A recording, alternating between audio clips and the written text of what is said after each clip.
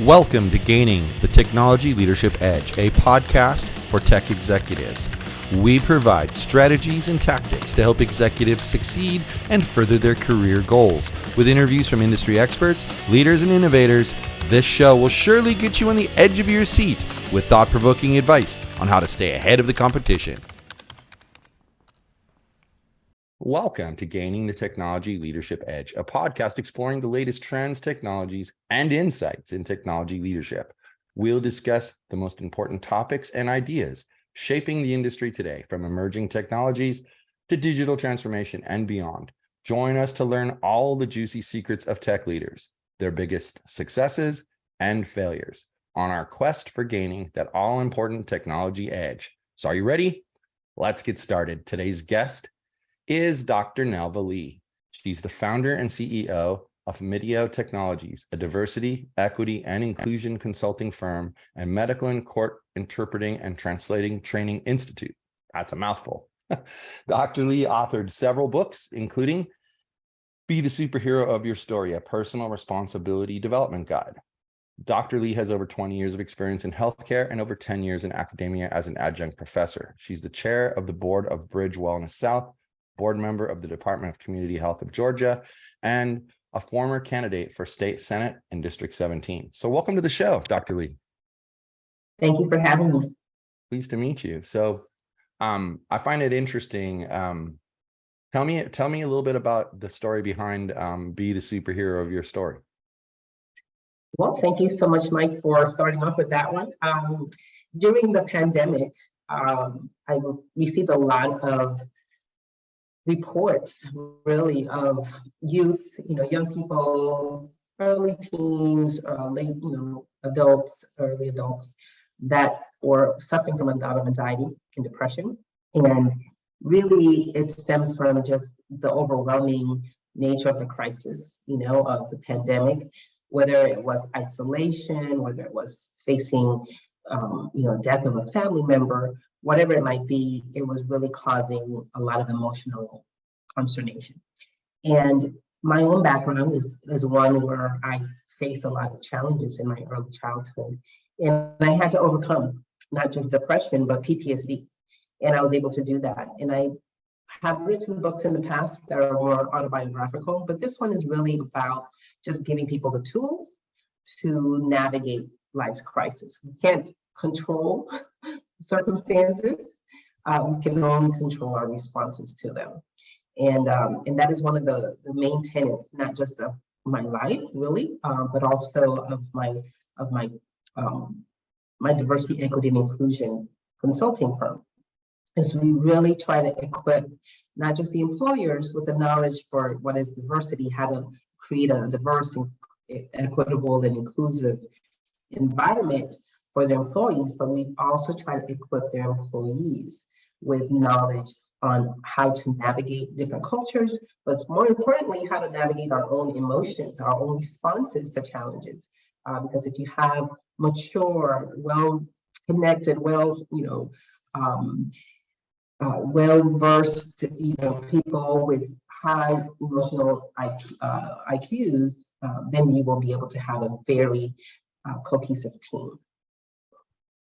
Yeah, that's an interesting thing, because one of the biggest problems that my clients run into is how to build a team that lasts. Because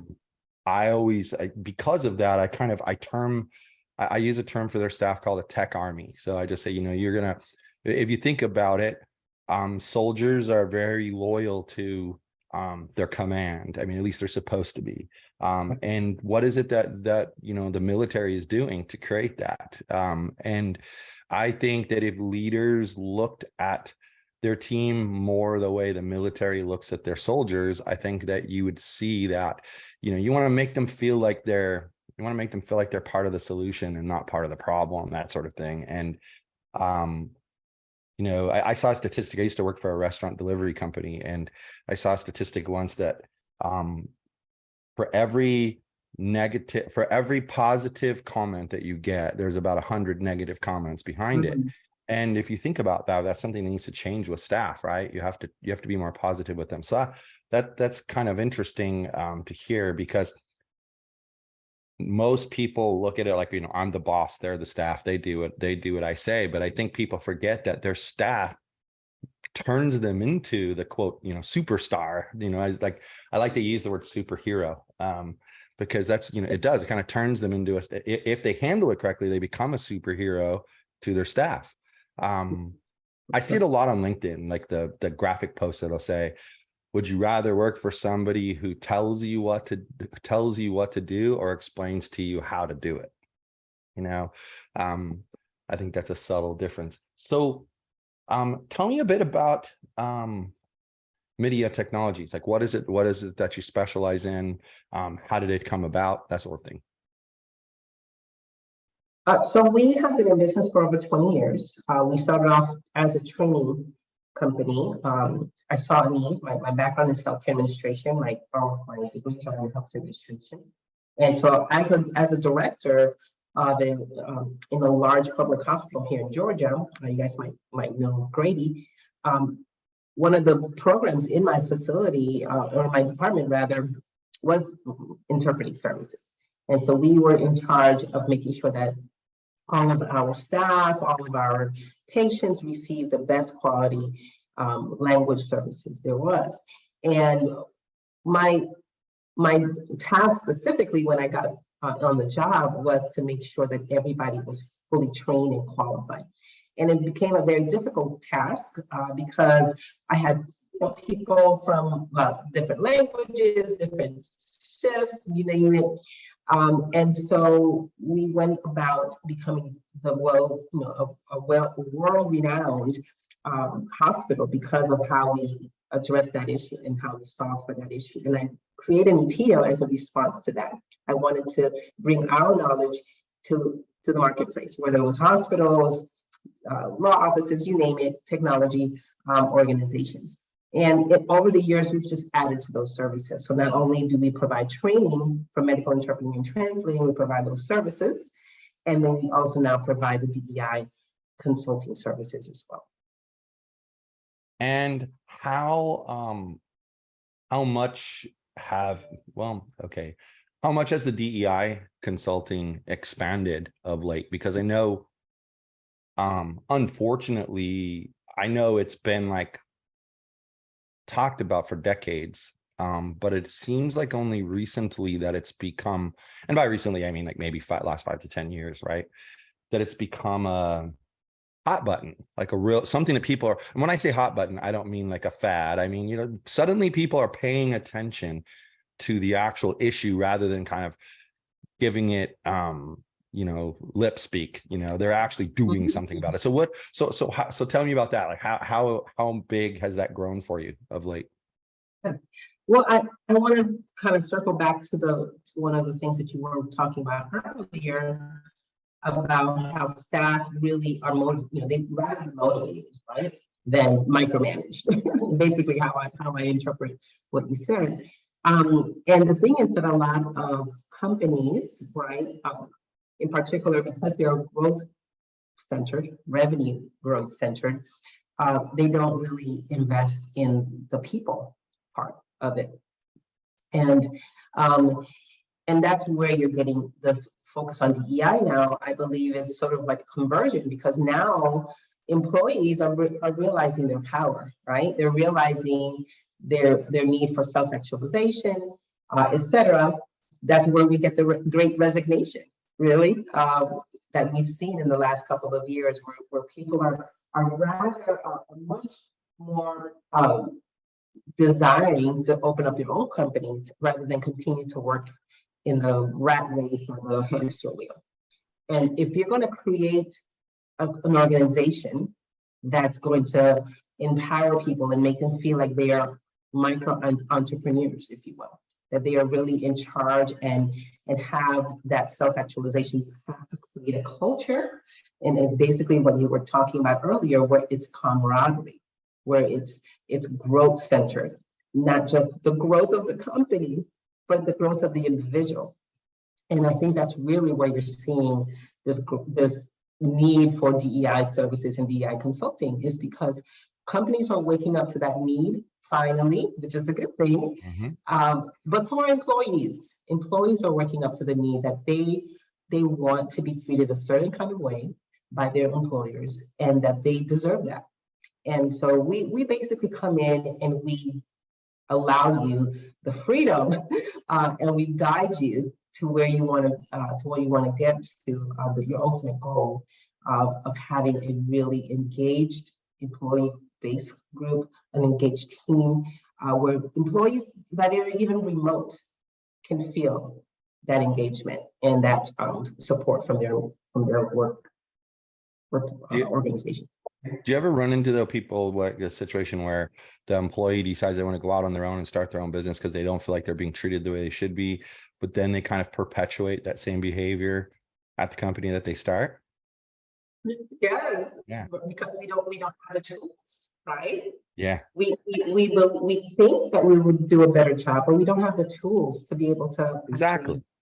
Yeah, that's I get it all the time. Like I one of the things, my focus in my coaching practice is work-life balance for technology executives, and they'll say to me a lot. I'm shocked actually how many come to me and say, I've been thinking about switching jobs. Why? Well, because then maybe I'd get better work-life balance. Well, but you're the problem. You're not asking for, you're not setting boundaries. You're not saying no. You're not educating your boss on what it is you're doing. And so you're causing the stress to yourself. Do you really think that by you moving to a new job, the problem's not going to follow you? Of course it's going to follow you. One, it's the same thing. Like, I think what a lot of people do when they start a business is they mimic what they've seen in past places that they've worked.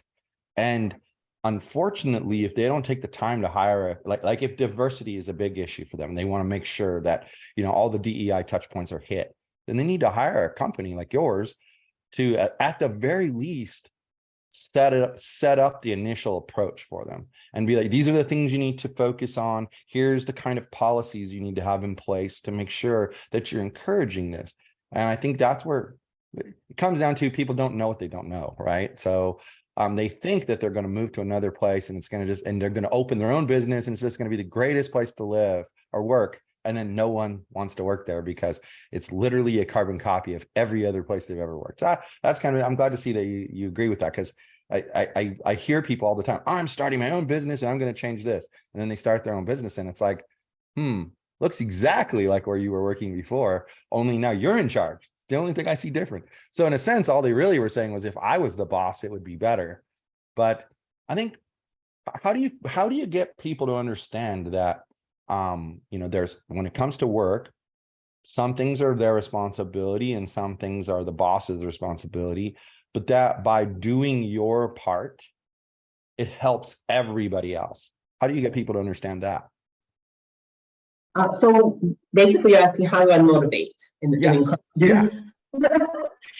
And I think it goes back to your comment about, setting up the foundation. So say, for instance, if your goal is simply to check off, unfortunately, a lot of companies, that's just their goal when they hire a DEI consulting firm. I just want to check the boxes off saying that I'm into DEI. If your goal is that, then you're not going to succeed in creating a true, diverse, equitable, and inclusive environment. You're not. If your goal is simply to hit your numbers, say I want 20% Black and 10% women, and whatever your numbers are that someone told you that you needed to hit. If that's all that you're thinking when you're thinking of DEI, you're not going to succeed. So what we do differently is we try to educate, right? We first try to educate you on why having diversity is so important and actually beneficial. If you have a truly diverse, equitable, and inclusive organization, your numbers are going to show that. Your revenue is going to improve. Because why? Because when you are in different mindsets, you have people from different perspectives, you become more creative. It's a microcosm for creativity, for productivity. So you really want that. If you're a tech company and all you have, not making any assumptions, but let's say you're a tech company and all you have is a whole bunch of white guys, right? Creating software. You're not going to get the real product to your end user, because your end user is not just all white, right? So you really have to make a commitment to yourself, to your organization, to your customers, that you're going to make sure that your organization is truly diverse. So that's really where we first start off with. We do a pre-assessment. That's a very comprehensive pre-assessment to show you this is really your organization. We show you a mirror. This is what your organization is. And we try to encourage you by educating you on the importance of diversity. And there's also a misunderstanding, if you will, of what the differences are. So diversity is having obviously different people from different backgrounds, different cultures. Equity is making sure that those people have the same ability to advance. So you can have a whole lot of diverse people, and all of your diverse staff are handymen and housekeepers.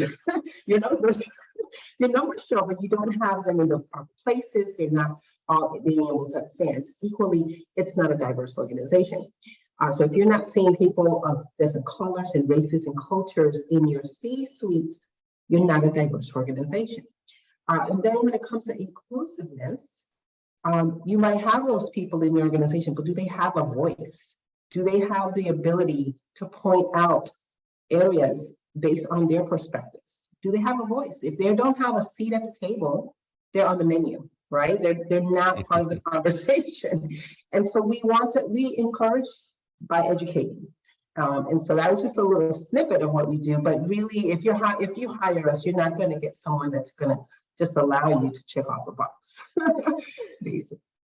So what do you say to the CTO though that says, well, yeah, you're right, I do have mostly male white developers, but that's because those are the qualified people who applied for the job? I say yes. I agree with you. I would say you don't. I would say that you had some kind of preconceived notion or bias that caused that. You didn't actually look like I remember when years ago I used to coach roller hockey, and it was mostly a male dominated sport. And so the director would come to the coaches and say, hey, I have this girl, she wants to play, are you okay with putting her on my team? And I used to tell the guy, why are you asking me? Put her on my team. I encourage that. I would rather have the girl. She's more aggressive, she's more coachable, she's this, I kind of had a bias the other way, but it made me realize like we do get biases about things, and we think that only this, it even comes down to a particular skill required to do a job. A certain boss who's hiring is going to have a bias towards that skill. And if you don't have that skill, you're ranked below the people who do, but that doesn't necessarily make them more qualified than you either. So how do you advise them on that? How do they get past that bias? Well, first of all, they have to look at their hiring practices. So if you hit it on the nail, oftentimes we have blinders to what we want or what we think we want, and they might be blinders that we're not even aware we have. Often that's really the case. 99% of the time we have, and that's why they're called blinders, by the way. But we have biases that we have no idea that we have, and so that is why you need an outside consultant, oftentimes, because they can point out things that are not even seen by your top people, not even your HR people. Oftentimes, they can point out things that you need to change, and they're much more capable of bringing up the solutions because again, they're an outside company, right? If someone internal, if they're concerned that they're going to step on toes and that might hurt their progression in the company, they're going to just keep mum about things that are glaringly to them, right? And so that's really, you have to first look at your hiring practices and your preconceived biases, prejudices that you may not even know exist. And so I would say that there's plenty of diverse developers out there that are incredibly talented. There's plenty, more to go around. There's tons to go around if you just put yourself in the proper mindset that and have the right hiring practices. Yeah, no, it's. I hear people all the time say, oh, I'm not racist because, my best friend is black. And my usual response to that is, well, let's talk to your best friend and see what your best friend thinks about that. Because usually your best friend hasn't told you some of the racist things that you've said or done because they care about you and they don't want to upset you. But when they're asked, hey, this guy's trying to improve in this area, and he's saying that there's no way he can be racist because you're his best friend, then can you tell us some stories? And usually they will have stories that they can tell. And they're never, it's never anything super overt or horrible that, they wouldn't want to be friends with you. But at the same time, there are things that they notice that they will tell you, from my perspective, remember this situation? You shouldn't have done that because that made it look like this. And I think it's the same way. I challenge my clients with that when they'll say to me, I'll say, well, how come, first thing I do is I assess their leadership style. And then from that, you find a lot of things. And then you look at their team and you're right. Like I can remember getting on a Zoom one time and there was going to be 8 people on the Zoom. And it wasn't just white men. It was white men with black hair, all staring back at me. And who was the leader? A white man with black hair. So I'm like, oh, so I get it. In my head, I'm thinking to myself, you hire yourself. That's what you do. You only hire yourself. But what about that woman that applied for the job that would have performed circles around any one of these guys? You didn't even consider her because she wasn't a white man with black hair. And then those same. Go ahead. Yeah, here's the thing, Mike. And we can't, chastise too much because really and truly we want to be in a comfortable environment. Sure. That's really where that stems from. Oftentimes we just feel uncomfortable with what we don't know. We feel uncomfortable with cultures that we're not, familiar with. We feel uncomfortable with, if you really just feel like you just want to work with guys, it's uncomfortable getting outside of your comfort zone. Okay. Yes, 100%. You might think intellectually that I probably should expand my group and my team and hire more diversity. But what do I feel? I want to go to a workplace that feels comfortable. But here's the thing: we help you with that comfort level. We help you to understand how you can become comfortable with different organizations. And that's where we come in and we equip not just the leadership, but everybody in the organization. We have what we call culture mapping training, and it's really important because it helps you really understand different diverse groups and why they think the way they think. Oftentimes we just don't understand why people do the things that they do. And so if we can just have a little bit of understanding, that helps increase our comfort level. And then, as I mentioned, the Be the Superhero of Your Story is integral in our program because we also help you to understand how you can just develop different skill sets of your own to deal with challenges. So we have to develop those skills, that emotional IQ that I mentioned, to be able to deal with different cultures and different personalities and all of that. So it's an opportunity for growth for everyone, really. Do you think it goes in reverse though? Like, is it possible that perhaps someone decides, I'm going to hire this specific type of person for this position and nobody else? That happens? Yes, but if you are, I think the conversation now is one where you realize that that's not really going to work long term, right? So yes, I think in the past that was definitely the case. We just didn't know that hiring diversity was going to help our bottom, our numbers. We didn't know that hiring diversity is the right thing to do. We just did not know that. But now that is no longer the case, that there's enough evidence, there's enough statistics, research, and let's not even talk about, legal, the legal ramifications of not hiring diversity. So we know better. And now the issue is now our comfort level with matching our intellect with what we want out of the workplace for ourselves. We want to be comfortable. We want to come to a workplace where we feel alive and encouraged and camaraderie. And I might say I can't do that if my workplace doesn't look like me. See, I had a client that came to me and they were bemoaning their hiring failures all the time, and they had been instructed, to hire with more diversity. And so, they specifically, while they weren't saying it in an ad because they didn't want to violate the law, they were specifically looking for like Indian people. Well, what if the Indian person isn't your top qualified person, right? And so what I ended up doing was, we've all seen those shows where like there's a wall and there's 4 single people. One's on one side looking for a date, and the other 3 are the people he's going to date. And they ask questions and they get to know them. And so they have to make their decision based off of the answers that they got and not the looks, right? Not the appearance. And so what I forced this person to do was have all the resumes come to me. I stripped the resumes of names and anything that would indicate gender, race, nationality, anything. Just stripped it of that stuff. And I made them pick 10 people you're going to interview out of this list. They picked 10 people. Then we did the interviews over Zoom with the camera turned off, so they couldn't see the person. They just had to talk to them. Then when it was all said and done, I said, okay, which 3 are you calling in? And believe it or not, they managed to get one person that was similar to the original demographic they were looking for, but the other 2 were nothing like it. But the group that came in was the most diverse group of people you'd ever see. And it's because he was hiring based off of his connection to the person by what they had to say. And let's be real. You could be a pink Martian with green hair.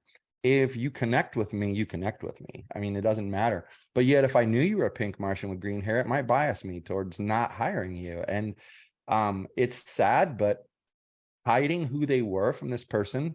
The good part is afterwards they came to me and said, I really learned a lesson from this. Like, by not seeing these people, I literally had to hire based off of who I thought would be the best fit for my team. And so I was completely ignoring everything. Obviously they could tell for the most part, if it was a man or a woman that they were talking to, but most people don't seem to care about that part. Most people, I wouldn't say everybody. And it was just an interesting experiment, because in the end, I think that was 5 years ago, and that person's still working there. So it was also a great hire, right? Because they hired somebody who was going to be a fit for their team, not somebody who was a fit for their preconceived notion of who would be a good fit for their team. That's interesting, though. I think all too often people think DEI is like, I'm going to hire a Asian lesbian. Well, why does it have to be that specific, right? Like, it's not what you're doing. You're looking at your staff and you're going, I have all white men working for me. So I'm getting the white male perspective. We're not saying that's wrong. What we're saying is you're doing yourself a disservice by only having that perspective. I mean, you said something earlier that reminded me of when I worked as a CTO for the restaurant delivery service. There'd be reports, and I had like records on who ran the reports. We kept data on who ran the reports, and the sales department would come and go, we're the only ones who use this report and we want to change it. And I'd say, well, I got to talk to 2 other people first before we can change the report. Well, why? Well, they use it too. And getting buy-off from other parts of the organization was important to me. But it wasn't just because they used the report. It's because because they used the report, they could point out a problem with the change that was necessary.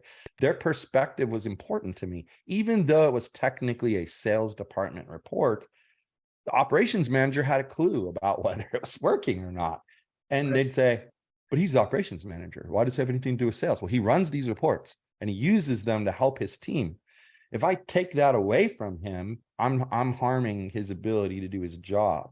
And I think it goes the same with, people who say they won't hire women or they won't hire men. I always get frustrated. Like, I see marketing for, what is that company? Beachbody Fitness.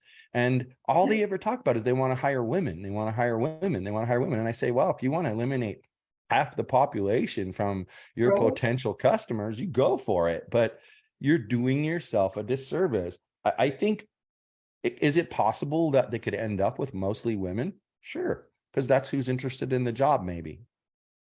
But if you set out looking for that, I think you shoot yourself in the foot. I mean, look at, not to like bring politics in, but look at our press secretary right now. I don't care if you're Democrat, Republican, Independent. She doesn't do a great job. She reads out of a book. And it's partially, in my opinion, because she was hired with a specific set of parameters. And she fits those parameters, but she doesn't fit the parameter of, I'm on the spot. What do I do? How do I answer the question? And, I also find it, it's now that I think about it, haven't like the last 3 or 4 press secretaries been women? Why do they always hire women? Is it because they think they look better out in front as a spokesperson? It's kind of, it's when you start to delve into, I bet you have a good time with this, because as my brain starts to dive into the issues, it's a lot more multifaceted than I would have actually thought. I think you're hitting it on the nail, Mike, as far as when we go to the idea that diversity is just hiring this particular person from it doesn't matter whether they're qualified, it doesn't matter whether they're a good fit, they just meet the diversity quota. Yeah. and that's not diversity, because that person is then seen by the other team members as a joke. And are you really encouraging equity and inclusion when you do that? Well, that's the part they miss, right? They miss that it's a 3-part formula. It's not a 1-part formula. Exactly. And so when we're just hiring for the numbers, we're actually doing ourselves a disservice. We're doing the team a disservice. And that person that we hired, we're doing them a disservice as well. And too many times people don't hire with their team in mind too.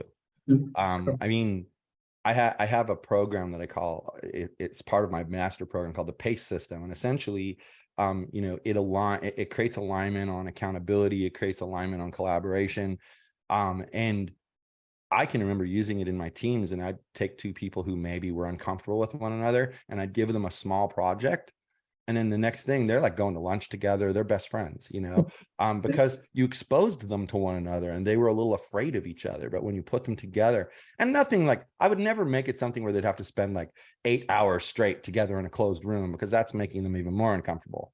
But if you get them to like go to someone's desk and answer some questions together, you show them that you're a lot more alike than you think you are, because you're judging here. You're judging the book by its cover. You're not getting into the book and reading the book and finding out what the book has to teach you.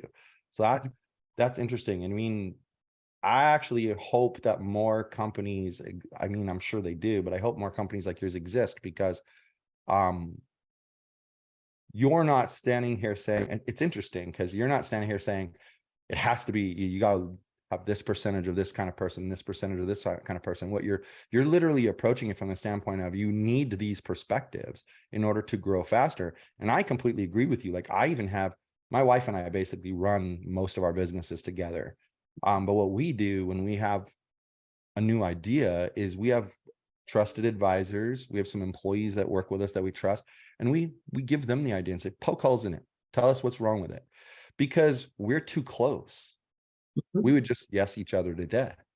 I mean, that company I mentioned that I worked for before, it was 2 brothers and their best friend. How much do you think you could ever convince those 3 to vote opposite of one another? It was rare. And at most, one of them would vote opposite of the other. So you had to kind of break through that I'm too tight barrier by giving them other trusted advisors. And honestly, the advice we ended up getting from our management consultant was, you need to add people to the team, but they need to represent all aspects of your company. You can't leave out any department. If you're going to bring in department heads, every department head has to be part of that decision-making team. And at the time, I thought it was kind of strange, but then in working with people, you realize that even though I was in charge of technology, the marketing guy influenced some of my decisions, the operations guy influenced some of my decisions, and it just is what it is. You have to have that outside perspective. And I think, as much as we like to say it's not the case, I think that Black people in our country have a different experience than white people, who have a different experience than Asian people, who have a different experience than Hispanic people. And by bringing all of those people together, you're getting a perspective that is like a microcosm of society as a whole. And therefore, I think your messaging is going to be better. I think your product will be better. I think your service will be better, because it's now built to satisfy all of those groups of people, not just the ones that were in charge. I know it's a big issue in technology, because developers sit down and they build a feature and they say, look, it's the greatest feature ever. And then someone looks at it and goes, I don't understand. How does it work? What do I do? Well, you just click this button. Well, how do I know that? Well, but I know it. Well, you built it. Of course you know it. How do I know as the person using it? I used to test by giving it to my wife when I was a software developer, and she was not very technologically savvy. So if I sat there and watched her struggle, then I knew I hadn't hit the mark. But if she just went right to it, it's like you can't lose, right? Like at that point, you're doing the right thing. So that's really interesting. So And it can get to be even more sinister, though, Mike. Say, for example, all those apps that are helping probation officers now, to really track. They're incredibly biased, right? A lot of them because they weren't built by people that fit the demographic of the end user. And so we really need to, technology companies specifically, especially, they really need to take this very seriously and make sure that they're hiring the best people for the end product, for the end consumer, not just what's comfortable to me. And so get out of your comfort zone, be aware that you can learn, you can grow, you can become a better version of yourself. And we all can really, but we have to make that a priority. Well, I think this is a great place for you to let people know where they can find you. I mean, I've enjoyed this conversation, but that's like the exclamation point on what you've been talking about. So why don't you let people know where they can reach out and find you? Maybe they need some help with this. Yes, definitely. You can go to our website, mitio.org. That's mitio.org, and just click consulting services, and we will be happy to work with you and to help your organization to get to the next level. Excellent. Well, I'll make sure that gets in show notes and video description. And definitely reach out, because I think all of you have seen, that she knows what she's talking about, and she doesn't approach it from it has to be this kind of person perspective, which is actually really refreshing, because most people think of diversity as it has to be this type of person, and they're just wrong. They're just flat out wrong. So anyway, well, thank you so much for tuning in to Gaining the Technology Leadership Edge. We hope you've had a good time with us, and that you're learning everything you need to know to stay ahead of the technology curve. So remember, be curious, be updated on all the latest trends, and show them who's the boss.